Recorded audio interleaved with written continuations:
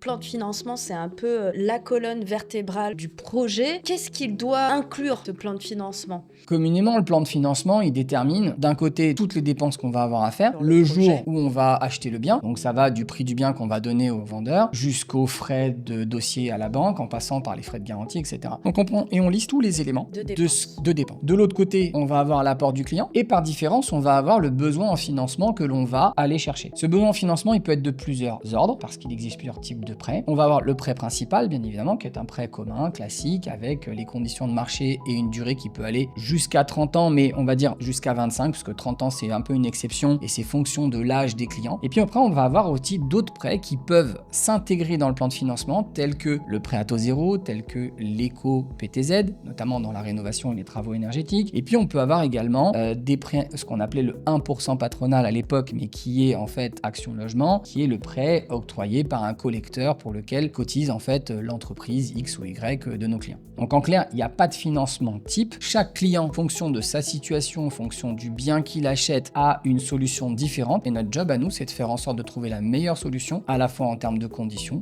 de coûts, mais également de garantie.